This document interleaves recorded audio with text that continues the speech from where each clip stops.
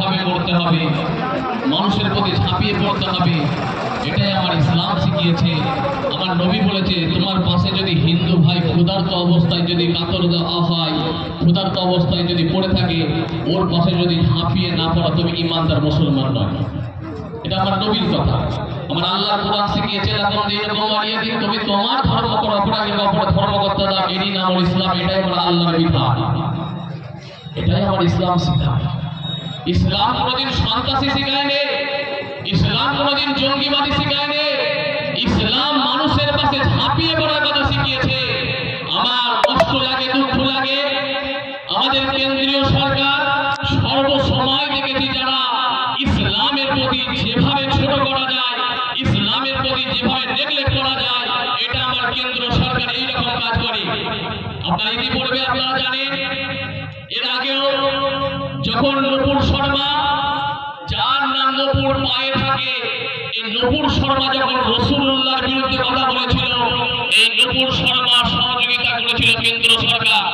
আমি হাজার হাজার মানুষকে কলকাতার রাজপথে সেদিনে হুঙ্কার দিয়ে বলেছিলাম, কেন্দ্র সরকারকে আমি এই ভারতের জমিন থেকে জানিয়ে দিচ্ছি, সোশ্যাল মিডিয়ার মাধ্যমে আমি ফুরফুরা পীর আবু বকর সিদ্দিকের সন্তান হয়ে জানিয়ে দিচ্ছি, যদি ওই রকম অসৎ চরিত্রের মানুষগুলোকে যদি আপনারা না সরান, এইরকম কালা আইন যদি বন্ধ না করে, আগামী দিন আপনাকে সমস্ত ধর্মের মানুষ আপনার পদ থেকে ফেলে গঙ্গায় টেনে ফেলবে।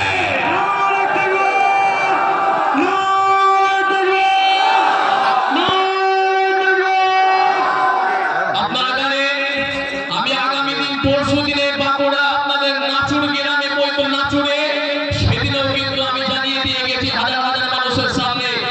আপনারা প্রত্যেকে আমরা সকলে অবগত আছে কি জানি না, আমি আমাদের হিন্দু সমস্ত ধর্মের মানুষদেরকে জানিয়ে দিচ্ছি যে ওয়াকফ মানে শুধু সম্পত্তি নয়, ওয়াকফ মানে আমাদের মসজিদ, ওয়াকফ মানে আমাদের মাদ্রাসা, ওয়াকফ মানে আমাদের খানকা, ওয়াকফ মানে আমাদের মক্তব, ওয়াকফ মানে আমাদের কর্মস্থান।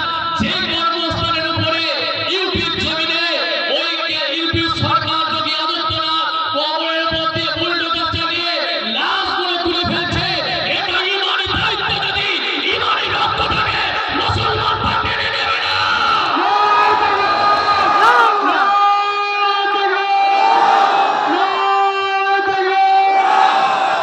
আমার রাজ্য সরকার, মাননীয় মুখ্যমন্ত্রী মমতা ব্যানার্জি, এই বিলের কিন্তু সে এই বিলকে সমর্থন করেনি, এই বিলকে সে সমর্থন করেনি। অসংখ্য ধন্যবাদ জানাচ্ছি।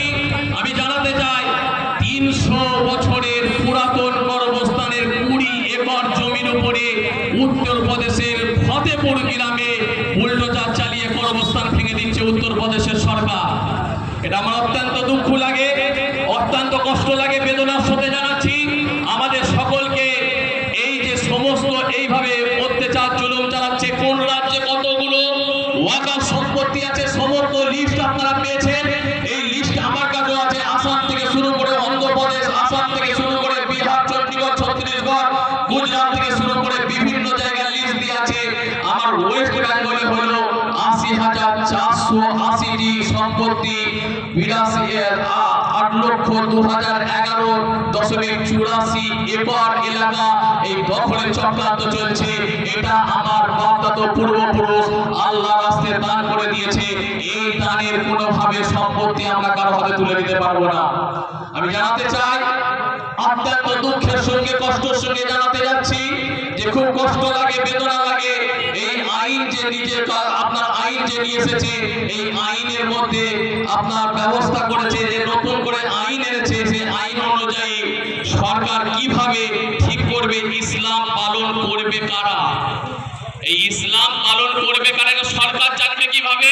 কারণ এই ওয়াকফের সম্পত্তি, যদি ওয়াকফের সম্পত্তি একমাত্র মুমিন মুসলমানরা তারাই জানবে, ওয়াকফ সম্পত্তি ভোগ কারা করতে পারবে, এটা ছাড়া অন্য কেউ জানতে পারবে না।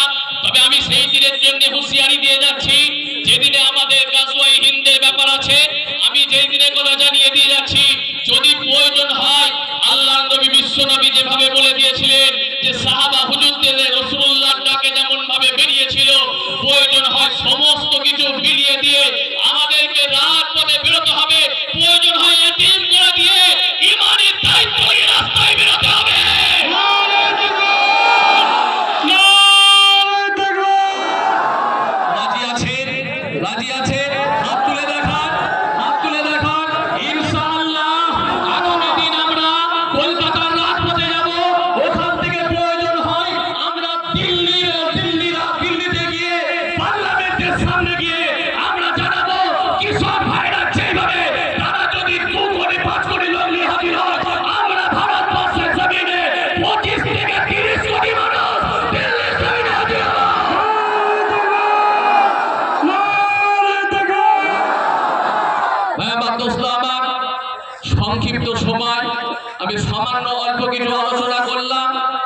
আজকে যেহেতু আমার নিজের প্রোগ্রাম ছিল লেকচার অ্যাসোসিয়েশন অফ বেঙ্গলের, আমরা ল্যাবে একটা সংগঠন করেছি, তার মধ্যে 100টা বক্তা আমরা আছি পশ্চিমবাংলার বিভিন্ন বড় বড় বক্তারা।